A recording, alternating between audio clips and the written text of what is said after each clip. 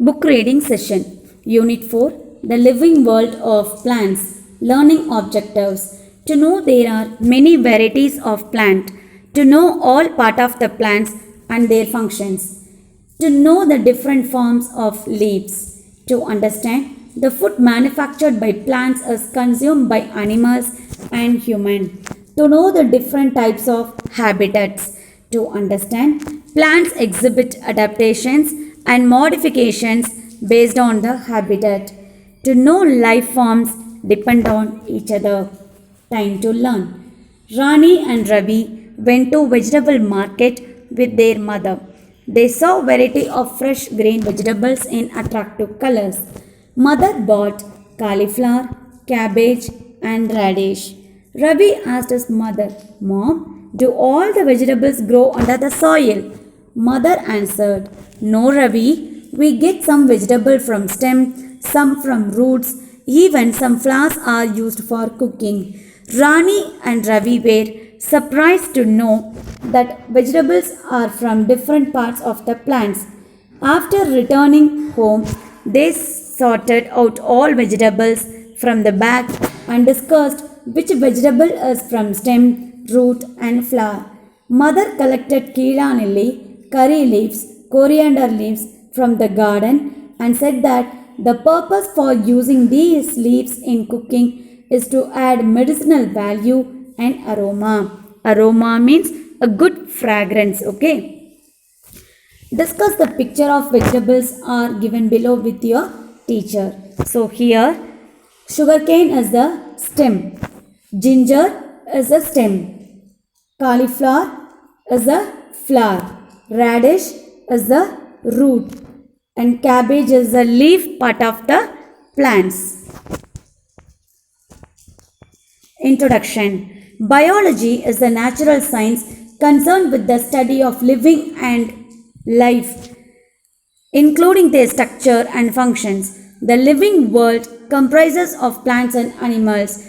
Plants can prepare food itself, grow in size and reproduce. Various parts of the plants are used as food, medicine, wood and shelter. Plant forms and functions. A body is made up of many organs. Similarly, the plant body is also made up of several organs such as root, stems, leaves and flowers. Plants are of many forms and many colors, yet they are alike in some manner. That is, they all have stems, leaves above the ground which we can see easily and roots below the ground. Okay. So in this page it has given. So we are consuming some vegetables. No. So in the vegetables we are taking root and stem, flower, leaves. So every part of the flower, every part of the plant we are consuming as food. Example, we are consuming ginger and sugar cane. These are the stem part of the plant. And flower, cauliflower, banana flower we are taking. No. So there are flower part of the plant. Carrot, beetroot, these are the root part of the plant. And leaves, curry leaves, mint leaves, coriander leaves. So these are the leaf part of the plant. So every part of the plant we are consuming as food. And here we can see two type of plant system. One is root system, another one shoot system. Root system, it grow under the soil and shoot system, it grow above the soil. First one, root system. The underground part of the main axis of a plant is known as root. It lies below the surface of the soil. Root has no nodes or internodes. It has a root cap at the tip. A tuft of the root hairs is found just above the root tip. Roots are positively geotrophic in nature. So they are divided into two types, taproot and fibrous root. So root system means it grow under the soil.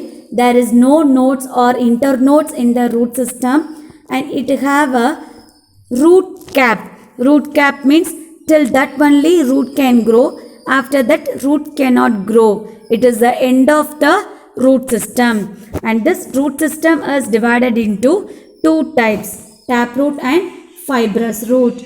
So here only the primary root, the main root, and secondary root, subroot, and from that small roots are there, that is called tertiary roots. It consists of a single root called taproot, which grow straight down into the ground. Smaller roots called lateral roots arises from the taproot. They are seen in dicotyledon plants. Yes, so the root system means it grow under the soil. There is no nodes or internodes in the root system, and the single root will be there. From that only the smaller roots will occur. That single root is called as taproot. We can see this taproot in the dicotyledon plants. Example, beans, mango and neem. Fibrous root system. It consists of a cluster of roots arising from the base of the stem. They are thin and uniform in size. It is generally seen in monocotyledon plants. Example, grass, paddy, maize. So fibrous root system. It is a bunch of roots and everything are equal in size, and we can see this in a dicotyledon plants. So example, grass, paddy and maize. What are the functions of the root system? It fixes the plant to the soil. It absorbs the water and minerals from the soil.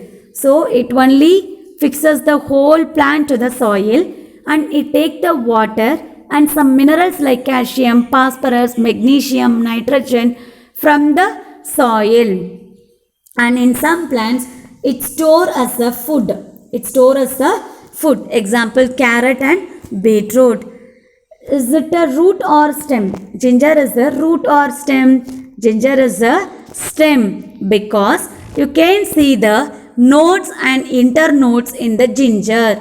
So node and internode means it is a shoot system. So stem part. In a root system, there is no nodes or internode. So ginger is considered as a stem. Next part is shoot system. The aerial part of the plant body above the ground is known as shoot system. Main axis of the shoot system is stem.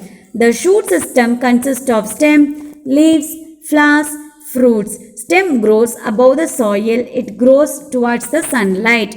It has nodes and internodes. So shoot system means the part above the soil. Shoot system means the part above the soil is known as shoot system. So here we can find nodes and internodes. And the parts of shoot system are branches, stems, flowers, fruits and seeds. These are the parts of shoot system. And we can find nodes, no? So where we can find node? Node we can find here. What do you mean by node? The leaf starting place. The starting place of leaf from the stem is called nodes. And between two nodes, the gap is called, that is called internode. And we can see the apical bud. Apical bud or terminal bud. So apical bud means at the end of the stem, we can see the bud means that is called apical bud. And axillary bud. So we can see any bud near to the leaf means that is called axillary buds. Functions of the stem.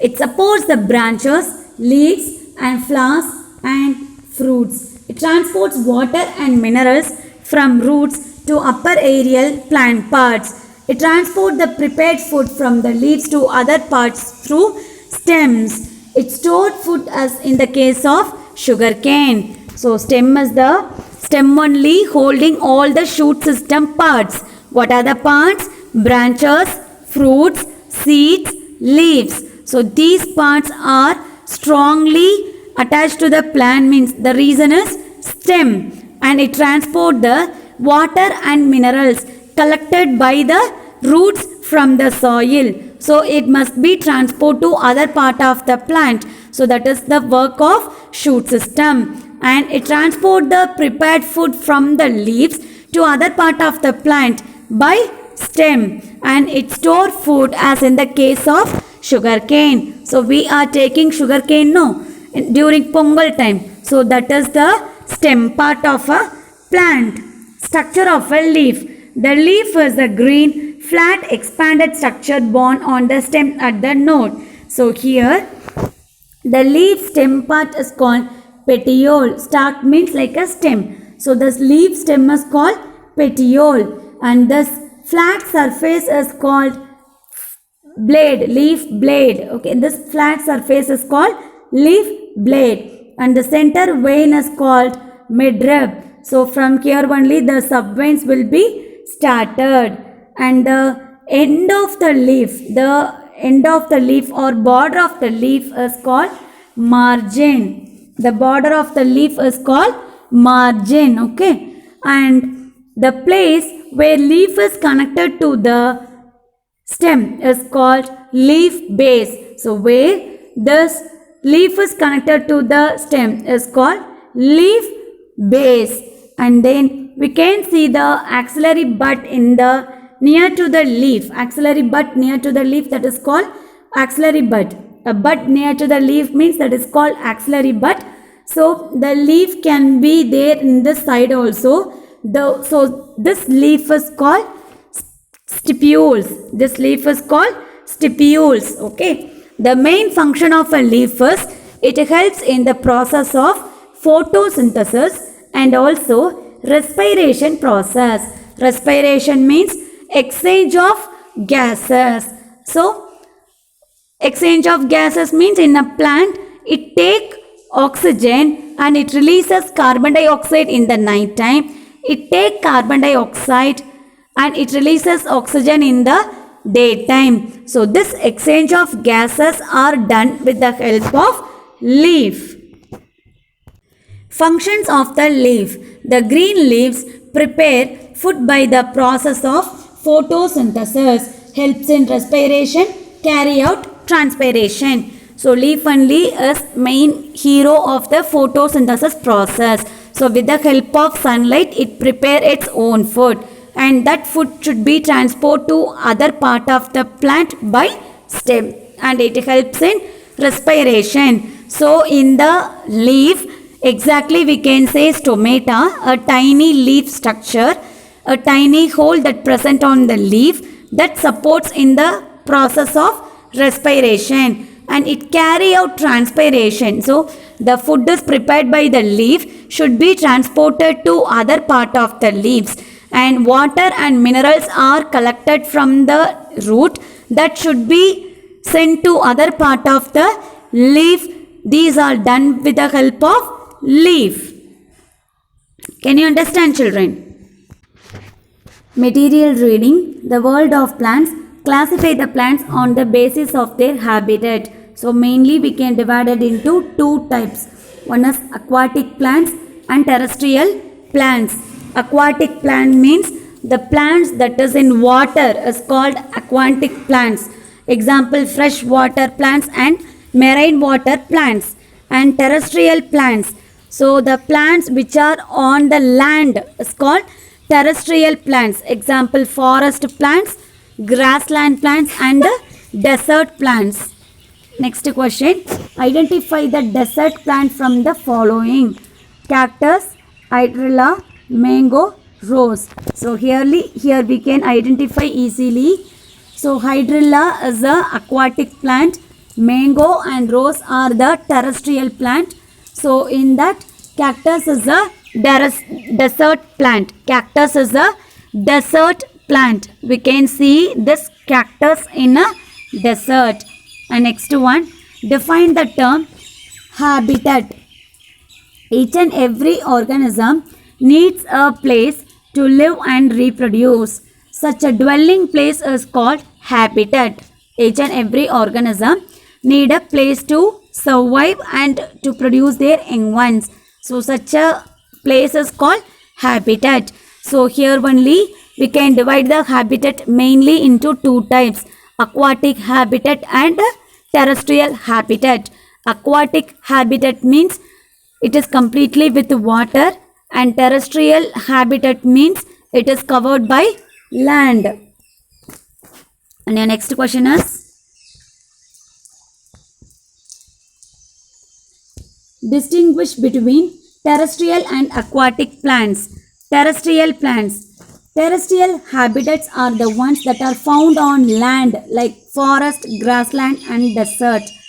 Aquatic habitats include areas that are permanently covered by water and surroundings areas that are occasionally covered by water. So terrestrial plants, example evergreen forest. Aquatic plants, example lotus plant. Okay. So terrestrial na it is covered by land. Aquatic it is covered by water because aqua means water. And next question. List out the plants present in our school garden. So we can see neem tree, ashoka tree, peepal tree, teak tree, sal tree and some organic plants in our garden. Okay. So children, these are your questions. So learn and write. Thank you.